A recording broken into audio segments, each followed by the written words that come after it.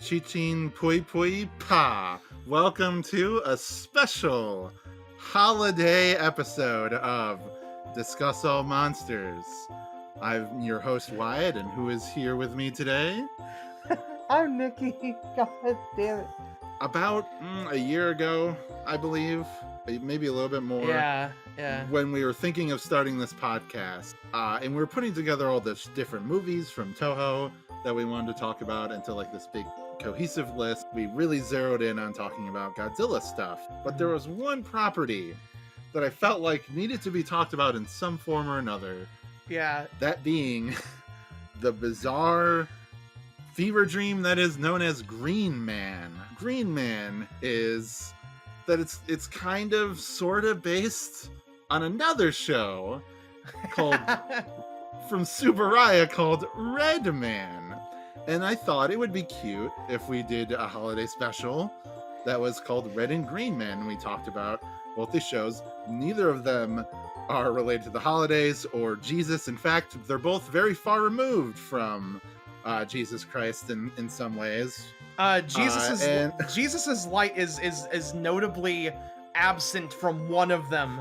Based on their names purely, I wanted to do that, and I had this idea in my head, and for like the past year, I've been bringing it up to Nicky. Oh man, we gotta do Red and Green Man. We gotta do Red and Green Man for Christmas, and they were like, "Yeah, what is that?"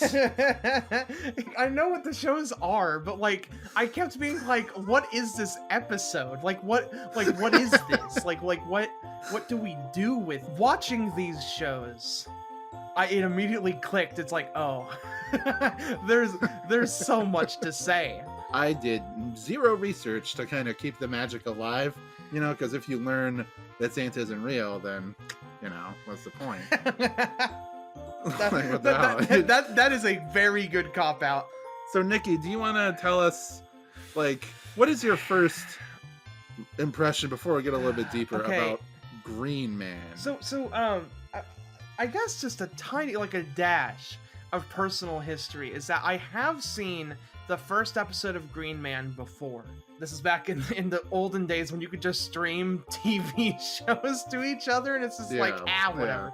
He streamed the first episode of Green Man, and I was like, what the fuck is this? And it was just nonsense.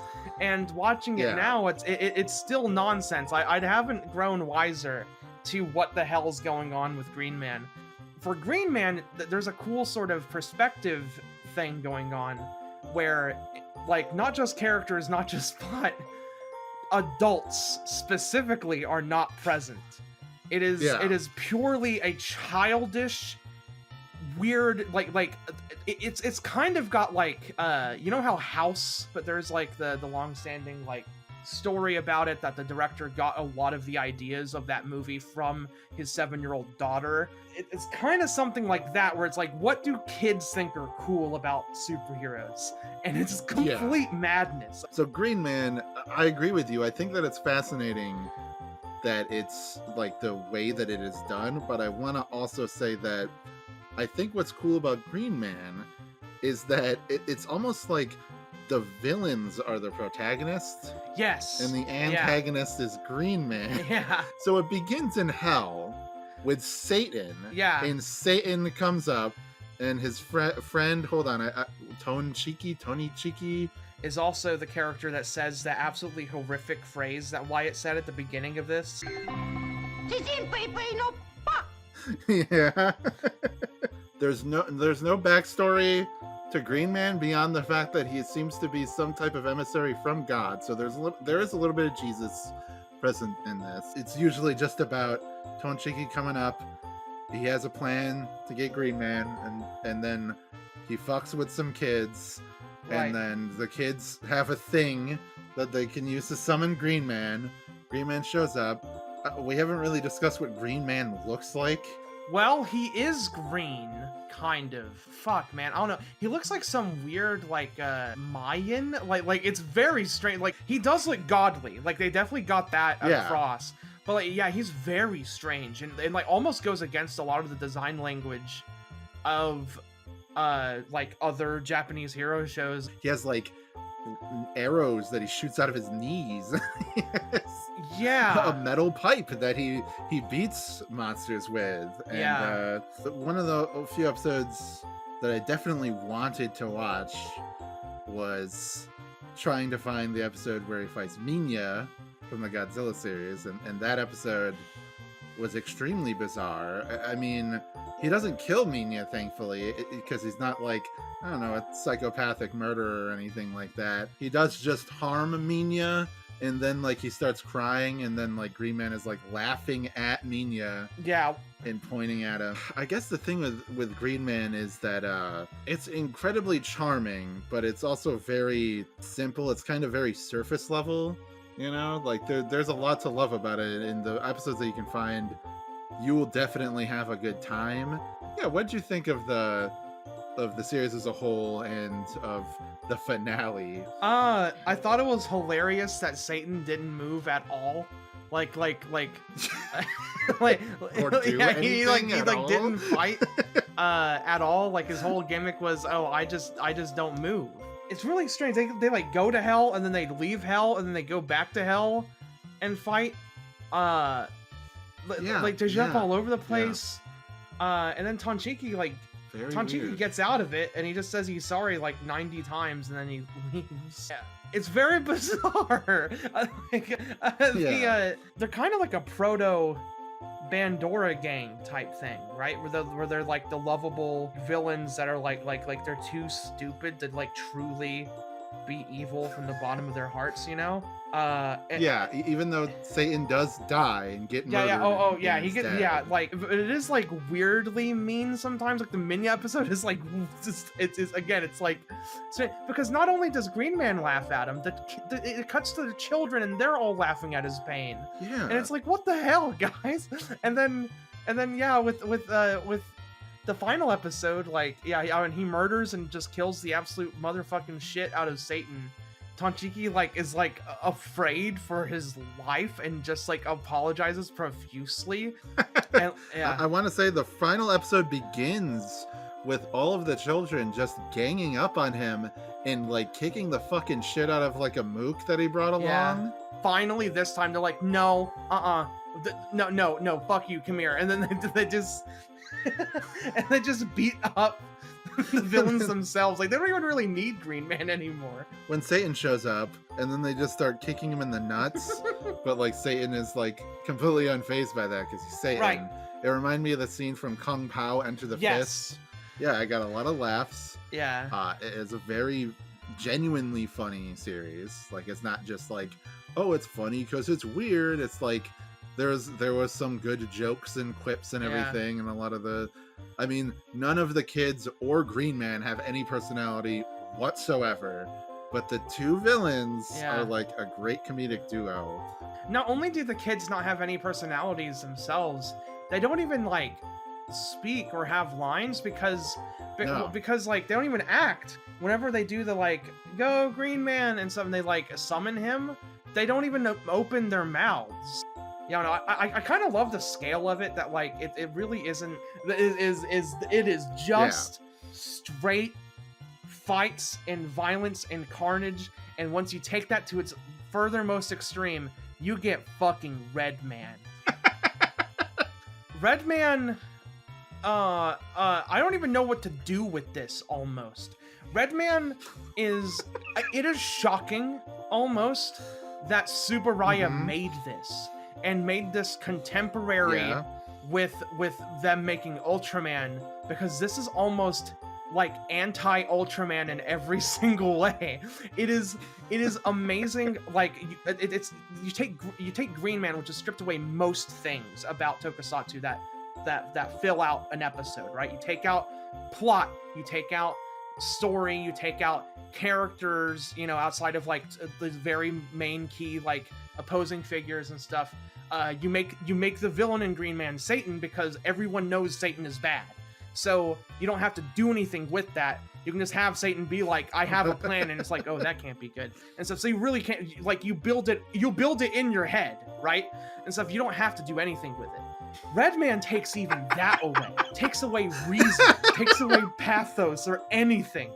And it is just It's fights. It's yeah. just the violence. And once you do that, Yes, it gets dark.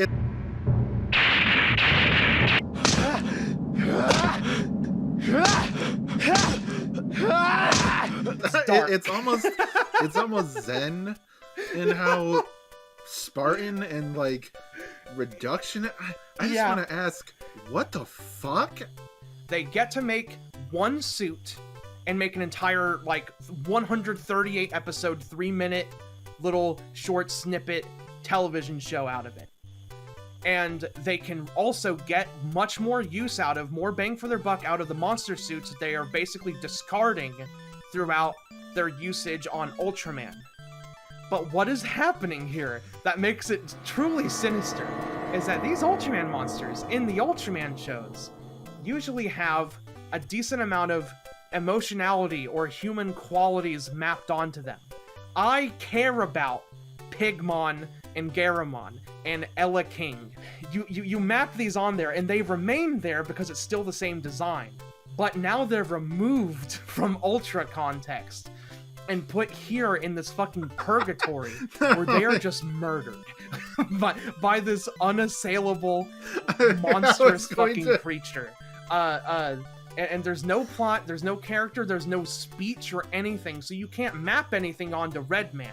I want to bring up how we both horrifying. somehow, I mean, I guess not somehow, we both naturally came to the conclusion that this is hell. Yeah. And all of the monsters are being tortured. Right. And mercilessly hunted down and killed in a purgatorial nightmare land by Redman, who is a psychopathic serial killer.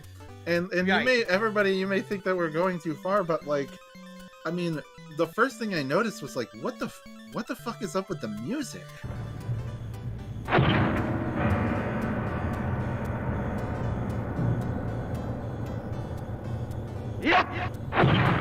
I thank you. Oh my fucking god! I was just about to talk about the music. The music is fucking like demented. It is purely the music is the one aspect of Redman that has any sort of self-awareness and knows what it is.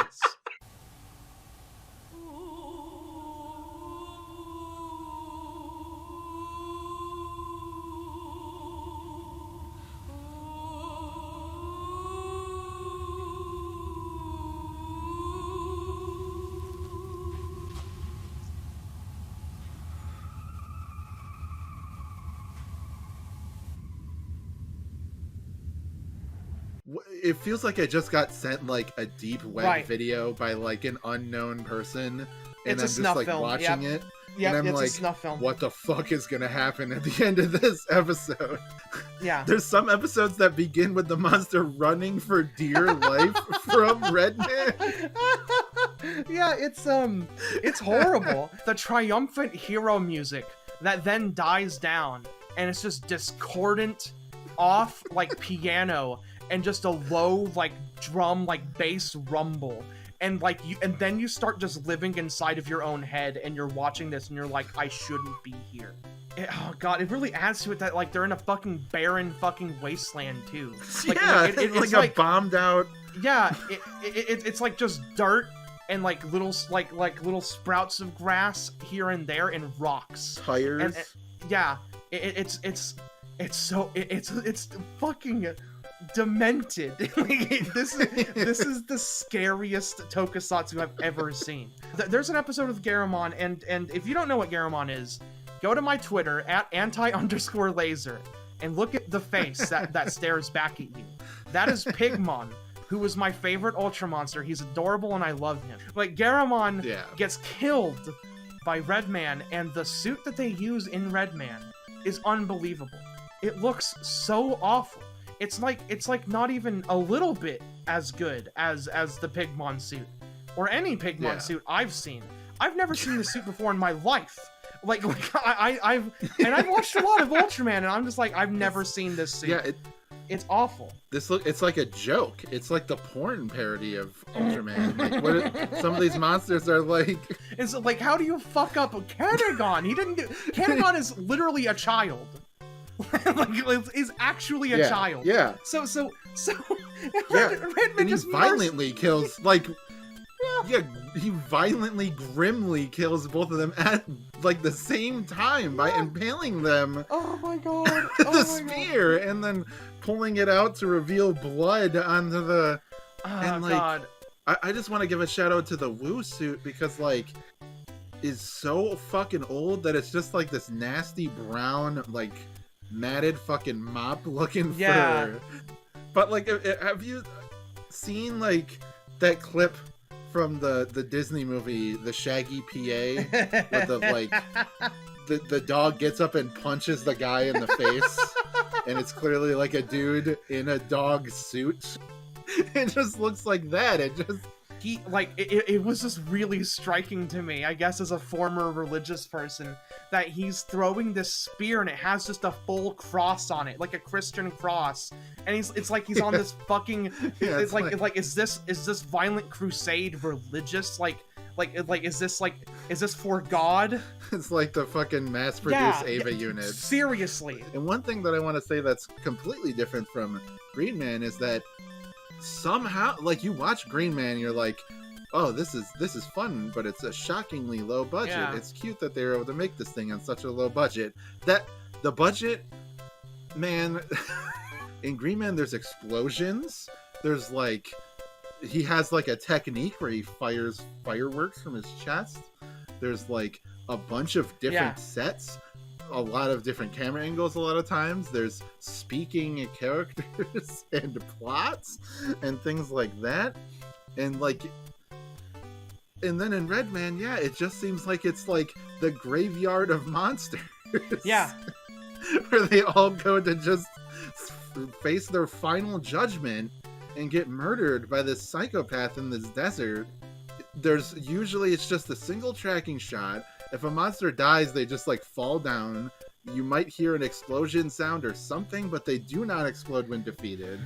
I don't think there's any special effects in this special effects series. Yeah, it's just murder. This sounds amusing, and then you watch it, and it kind of just puts you in a bad mood.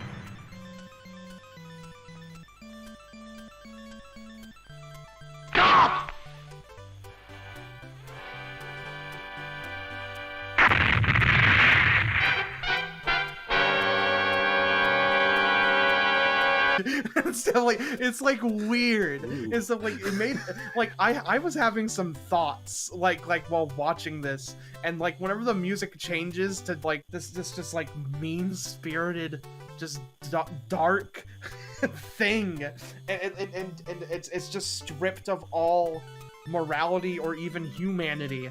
It is like it's like these suits came to life. It just we're being just hunted, you know.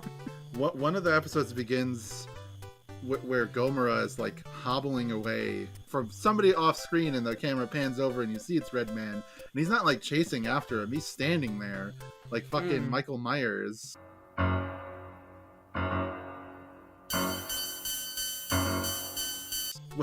One of the episodes has like the suit is like falling apart. Yeah.